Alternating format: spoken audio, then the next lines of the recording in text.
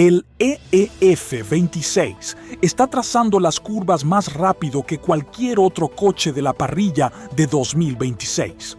Y la telemetría de Shanghái lo confirma con una claridad brutal. En el tramo de baja velocidad del circuito, Ferrari igualó a Mercedes hasta la milésima. En el sector técnico intermedio, Lewis Hamilton se quedó a menos de una décima de la pole.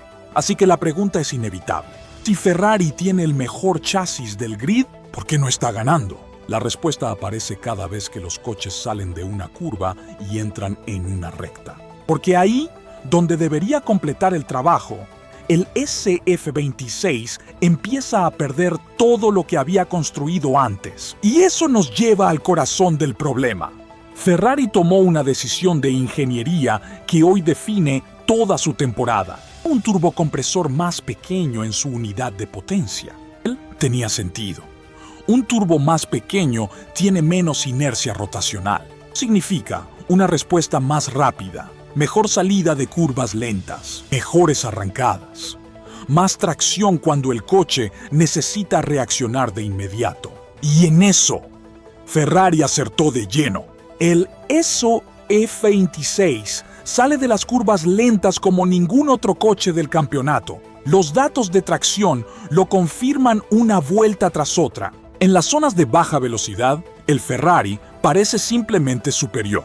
Pero esa misma decisión ahora le está costando carísimo. Porque la solución que le da a Ferrari una de las mejores respuestas a baja velocidad del grid también le está dando uno de los peores rendimientos en alta velocidad. Dos caras de una misma moneda. Y ahora mismo, la cara equivocada sigue apareciendo. La telemetría post-carrera de Shanghái deja el problema al desnudo. Entre las curvas 3 y 6, uno de los sectores más lentos del circuito, el SF26 de Charles Leclerc igualó prácticamente al Mercedes de Kimi Antonelli, el coche que hizo la pole. En el vértice de la curva 6, Ferrari mostró una tracción extraordinaria. Entraba con más velocidad, giraba con menos subviraje y podía acelerar antes que nadie. Después, entre las curvas 8 y 10, en el sector técnico intermedio, donde la eficiencia aerodinámica y el agarre mecánico pesan más que la potencia pura, Hamilton se quedó a menos de una décima de George Russell.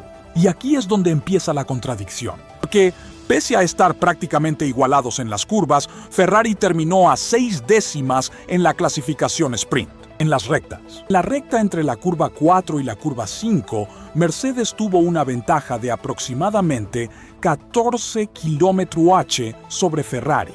Y en el siguiente tramo rápido, Antonelli añadió todavía más diferencia.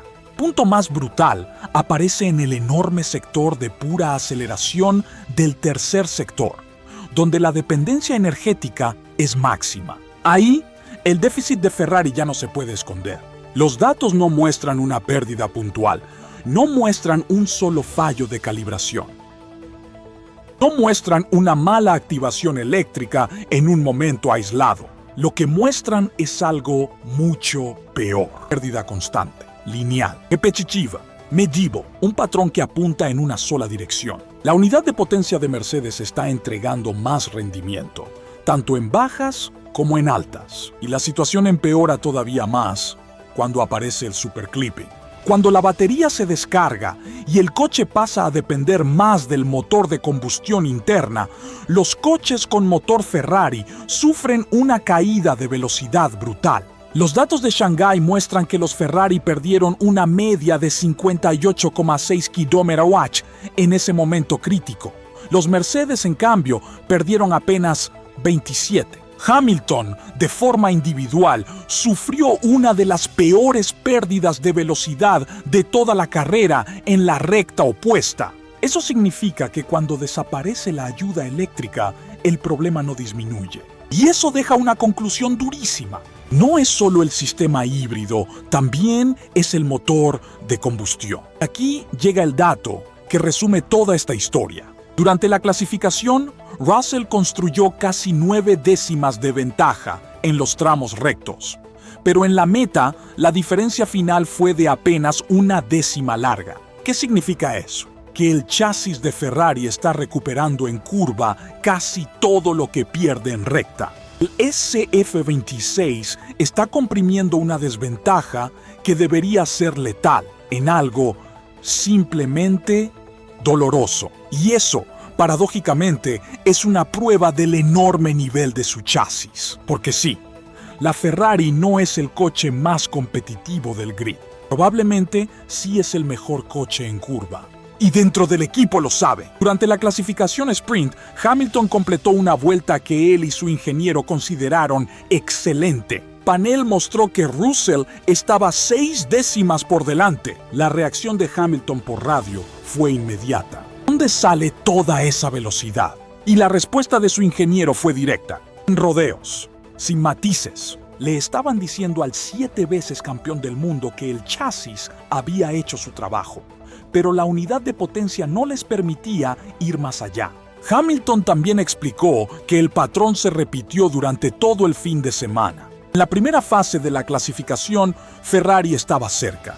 La diferencia era pequeña, pero en las fases decisivas, Mercedes activaba un modo de motor más agresivo, algo que Hamilton comparó con los viejos tiempos del Party Mode, y la diferencia se disparaba de golpe. 6, 7 décimas. Eso no es un problema de chasis, no es un problema del piloto, no es un problema de puesta a punto. El de potencia que Ferrari hoy simplemente no tiene. Después de la carrera, Hamilton describió la sensación dentro del cockpit con una frase muy fuerte: sed de potencia.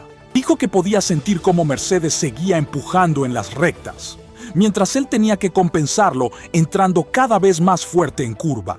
Pero ese esfuerzo tenía un precio: neumáticos. Hamilton pasó la carrera forzando el chasis al límite para compensar lo que el motor no podía darle. Y al final, su degradación fue peor que la de cualquier otro piloto entre los 6 primeros. Esa es la tragedia del SF26. El coche más rápido en curva del campeonato está destruyendo sus neumáticos intentando resolver un déficit de motor que los neumáticos jamás podrán arreglar. Ahora bien, para entender por qué Ferrari llegó a este punto, hay que volver a la decisión inicial. Ese compromiso define toda la campaña de Ferrari en 2026. Sin la ayuda térmica de la MGU-H, todos los fabricantes tuvieron que elegir un camino antes del inicio de la temporada. Un turbo más pequeño ofrece una respuesta más rápida. Sube de presión antes. Mejora la salida de curvas lentas. Ayuda en las arrancadas. Hace al coche más vivo en circuitos de tracción. Un turbo grande, aunque tarda más en reaccionar, puede mover más aire a altas revoluciones. Eso significa más presión sostenida, más combustible quemado por ciclo y, en definitiva, más potencia máxima en recta. Ferrari eligió el camino compacto. Les apostó por el camino agresivo.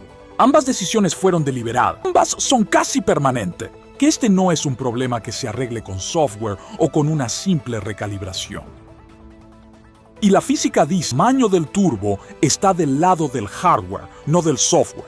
Gary Anderson, exdirector técnico de Jordan y Stewart, explicó esta lógica comparándola con IndyCar. En circuitos urbanos, donde la aceleración y la respuesta importan más, los equipos prefieren turbos pequeños.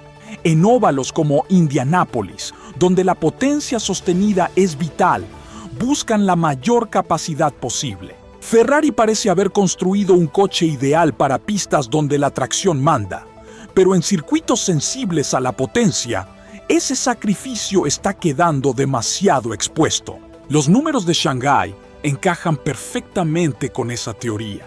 El pequeño turbo de Ferrari da una respuesta instantánea a la salida de curva. Por eso la tracción es tan buena. Por eso el coche compite en el sector lento hasta la milésima.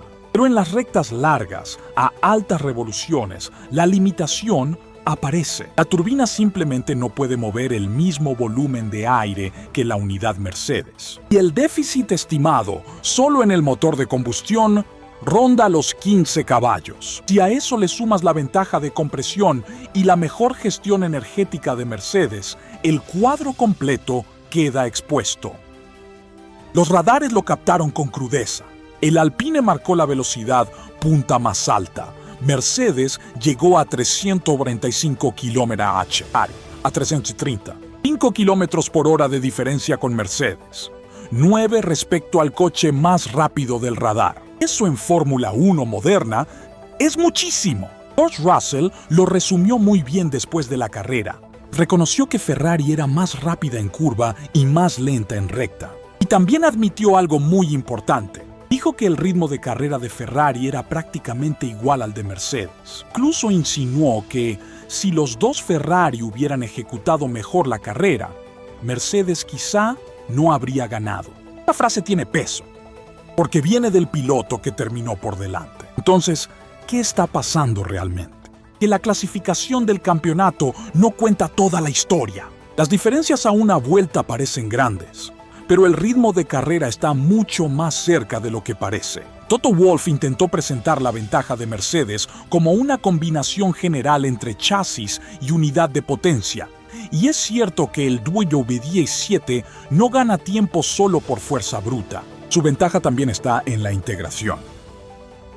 Mercedes despliega mejor la energía, la mantiene por más tiempo, mejor sus ventanas de activación, recupera energía de forma más eficiente. Eso hace que su ventaja sea todavía más difícil de neutralizar. Pero aún con todo eso, los datos siguen contando una historia incómoda para el resto del paddock. Ferrari tiene el coche que mejor gira, tiene el coche que mejor tracciona, tiene un chasis que debería estar ganando carreras. Si hoy no lo está haciendo, es por una sola razón. La unidad de potencia todavía no está a la altura del coche. Ahora bien, esta historia todavía puede cambiar. Y puede cambiar en los próximos 3 meses. Primer punto clave será la directiva sobre la relación de compresión, prevista para el 1 de junio.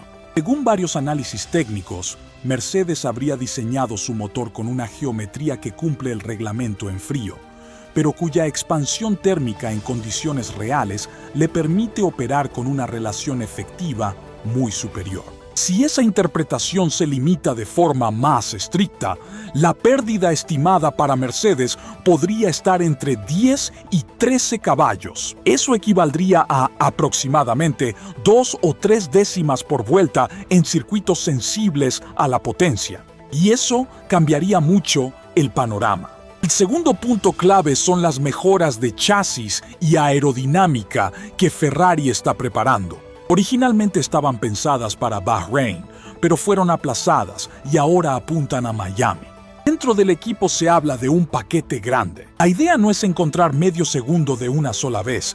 Vasseur ya dejó claro que no existe una solución mágica. El objetivo es encontrar varias áreas pequeñas de mejora y apilarlas. Una décima aquí, otra allá. Y así construir un salto real.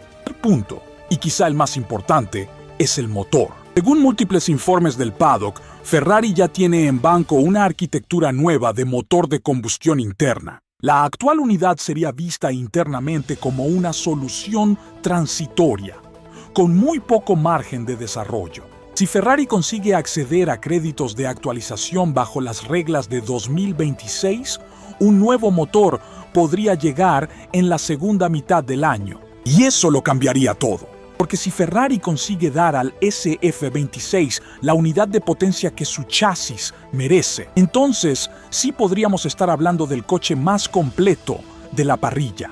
Y el calendario también juega a su favor. Mónaco, Hungría, Singapur, Zandvoort. Circuitos donde la velocidad en curva y la tracción pesan más que la potencia pura. En esas pistas, incluso sin una gran mejora de motor, Ferrari debería tener oportunidades reales de victoria. Ferrari no necesita ser igual de fuerte que Mercedes en todos los circuitos. Necesita maximizar sus puntos donde su chasis puede imponerse y minimizar daños donde la potencia sigue marcando la diferencia. La telemetría de Shanghái dejó una imagen clarísima. Un coche que gira más rápido que nadie. Un coche que recupera casi un segundo en los tramos técnicos. Un coche que parece superior en cada curva. Y aún así, un coche que ve desaparecer toda esa ventaja en cada recta. Es el drama del SF26. El mejor chasis del campeonato unido a un motor que todavía no está al nivel. La gran pregunta ahora es simple. ¿Llegará Ferrari a tiempo para corregirlo? ¿O seguirá desperdiciando el mejor coche en curva de la Fórmula 1 2026? ¿Crees que Ferrari realmente tiene el mejor chasis del grid? ¿O piensas que Mercedes sigue siendo superior como paquete completo? Déjamelo en los comentarios.